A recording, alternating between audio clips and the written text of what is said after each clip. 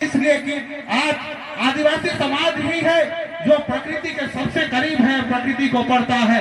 इसका मैं आप लोगों को उदाहरण के साथ भी बताना चाहूंगा आज क्यों आदिवासी इतने प्रकृति के करीब है। आप लोग सुनामी की घटना को सभी लोग सुने होंगे। जब सुनामी लहर आया था, हमारे लोग भी उस क्षेत्र में रहते हैं, अंडमान निकोबार द्वीप समूह क्षेत्र में। जब उस दिन हमारे लोग समुद्र के तट पर गए, तब वहां पर देखे कि जितना भी गाय बैल बकरी था वो भाग के चला गया।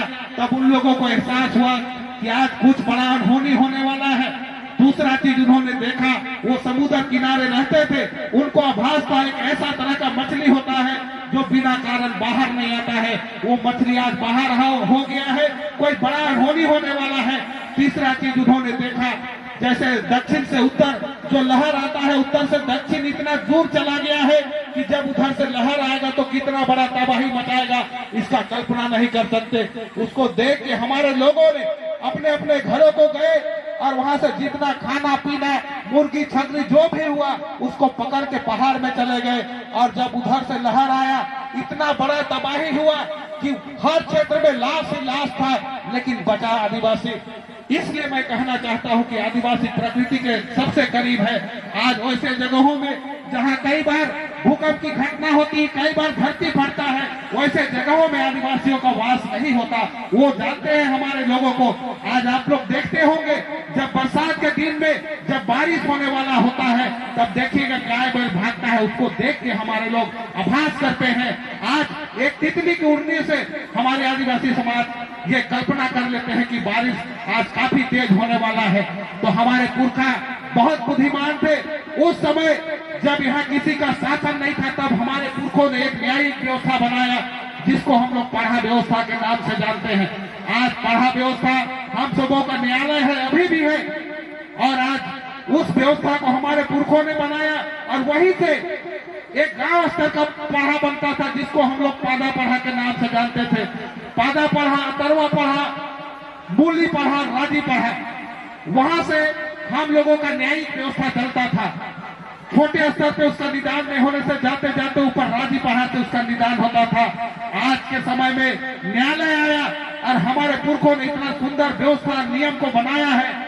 आज आप लोगों को मैं बताना चाहूंगा, इस देश में जितने समाज के लोग हैं, जितने धर्म को मानने वाले लोग हैं, सबके लिए अलग अलग लॉ बना हुआ है।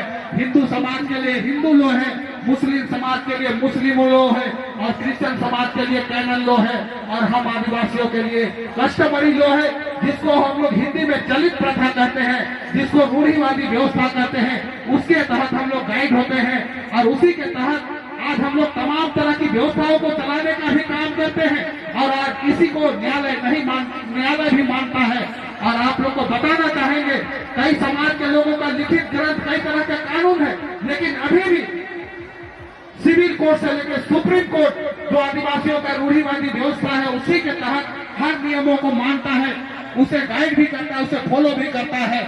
आदिवासी समाज में हमने भी देखा है, कई लोगों को दूसरे समाज से प्रभावित होकर वो लोग करीबन 3-4 परिवार का मैं नाम नहीं लूंगा, लेकिन आपको उदाहरण दे दूंगा।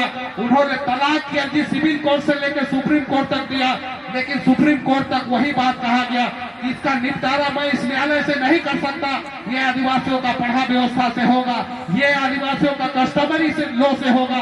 आज भी आदिवासियों का बिना लिखित इस कस्टमरी लॉ को न्यायालय भी मानता है। साथियों, मैं आप लोगों को बताना चाहूंगा और मुझे गर्व भी है कि आज कहा जाता है कि इस देश के पहले नागरिक, प्रथम नागरिक आदिवासी है। ये इसे मैं नहीं कहता, इसे सुप्रीम कोर्ट ने भी प्रमाणित किया है। लेकिन कहीं ना कहीं इस देश में हमें आज तक नेतृत्व करने का मौका नहीं मिला। इसका दोषीवार हम खुद हैं। अभी विधायक महोदय बोल रहे थे, अभिजीत खट्टर साहब बोल रहे थे कि शिक्षा का अभाव है। सही मायने में हम शिक्षित नहीं होने के कारण आज हम नेतृत्व विहीन भी हुए। मैं इस समय में तमाम आदिवासी समाज के तमाम गार्जियनों से कहना चाहूंगा कि आप आगे आइए और अपने बच्चों को उच्च स्तरीय शिक्षा दीजिए, ताकि वो छोटे से लेकर बड़े कंपटीशन को फेस करेंगे, वहां क्वालिफाई करके आज वो IAS और IPS बनेंगे, एक ब्लॉक का पदाधिकारी बनेंगे। मैं आप लोगों को एक उदाहरण के तौर पे कहना चाहूंगा, आज पूरे देश में करीबन आदिवासी का 700 से ऊपर जनजातियां यहाँ निवास करती है।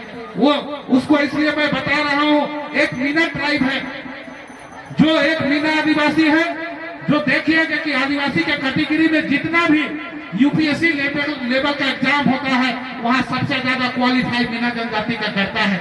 उसका कारण आप लोग जानते हैं, मीना जनजाति एक ऐसा जनजाति है जो हर साल करीबन 400-500 बच्चों को गोद लेता है और वो लोग डोनेट करते हैं, एक समूह बना के डोनेट करते हैं। बच्चों का शिक्षा से लेकर स्वास्थ्य तक उनको इतना हेल्प मिलता है कि जब कंपटीशन यूपीएससी स्तर का आता है वो लोग क्वालिफाई करके आईएएस और आईपीएस बनते हैं। तो साथियों, मैं आप लोग को इसलिए बताना चाह रहा हूँ कि आज हम लोग अकेले कितना बड़ा सोच ले हम लोग बड़ा नहीं कर सकते, हम लोग को समूह में आगे बढ़ना होगा। हमारा सामूहिक ताकत है, क्योंकि हम सभी जानते हैं कि आदिवासी समाज एक ऐसा समाज है जो कि हर चीज सामूहिक में निर्वाह करता है, चाहे वो नाचना डेगना हो, चाहे शादी का बात हो, चाहे कोई पर्व त्योहार बात हो, वो हमेशा सामूहिक तौर पे हर चीज को निर्वाह करता है। साथियों, मैं बताना चाहूंगा, अभी चैत माह में जिसे आदिवासी समाज नया साल के तौर पे मानता है, उस समय महान महोदय की अगुवाई में हम लोग सरना स्थल में पूजा करते हैं, जो कि पूरा प्रकृति को अच्छा से चले, पर्यावरण में संतुलन बने, जितना जीव जंतु हो वो सभी सुखी समृद्धि से रहे, उसकी कामना हमारे समाज के लोगों ने हमेशा किया है। मैं आप लोग से कहना चाहूंगा, आप लोग भले आज बंगाल प्रदेश में हैं, लेकिन आप लोग को मैं बताना चाहूंगा कि सबका एक पुरखा है, सबका एक धरोहर है।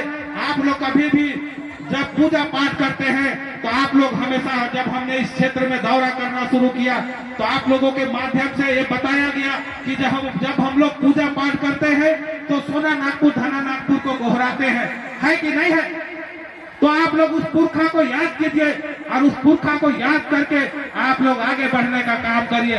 और एक मैं सबसे बड़ा बात आप लोग को बताना चाहूंगा, आज हम लोग पढ़ाई करते करते हर लोग नौकरी के पीछे जाते हैं, लेकिन मैं आप लोग को बताना चाहूंगा सबका नौकरी होना संभव नहीं है। इसके लिए हम लोगों को क्या करना होगा, अपने आप में समाज की ताकत से हम लोग को इकोनॉमिक पावर लाना होगा, आर्थिक व्यवस्था को मजबूत करना होगा। इसके लिए हम लोग को व्यवसाय के क्षेत्र में आगे आना होगा। मैं तमाम समाज के लोगों से कहना होगा कि सीखने के लिए किसी भी समाज से आप सीखिए, उससे प्रेरणा लीजिए, उससे पूछिए, शिक्षा हमें मिलेगी, जानकारी मिलेगी, उसके शिक्षा से, उसके विचार से हम आगे बढ़ने का काम करेंगे और व्यवसायिक क्षेत्र में भी आगे बढ़ के व्यवसाय भी बनेंगे। आज इस देश में हमारे लोग संपन्न नहीं होने के कारण कई बड़े बड़े व्यवसायी यहाँ आए, लेकिन वो कारण था कि हमारे लोग आज इस क्षेत्र में आगे नहीं थे। मैं पुनः इस आयोजन समिति के तमाम पदाधिकारियों का आभार प्रकट करूंगा कि आप इसी तरह से एक एक गांव को टच करिए, केवल आसनसोल सिरपांचल क्षेत्र में अपना रहे, आप इस क्षेत्र में जाए, पुरुलिया से लेकर जितना क्षेत्र होगा, एक एक गांव के आदिवासियों को आप जागरूक करने का काम करें। शिक्षा से लेकर जो मेरा पारंपरिक व्यवस्था है, आज आदिवासी ऐसा समाज है कि आज मेहमानी भी जाता है और मेहमान जाने में जब रास्ता भूला जाता है तो उसको भी गाना से गाता है। छोटा सा सादरी में हम गा के बताएंगे आप लोगों को। हरे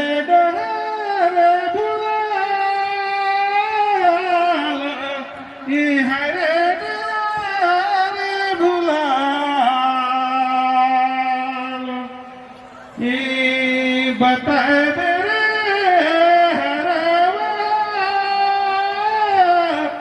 बता दे चरवा जो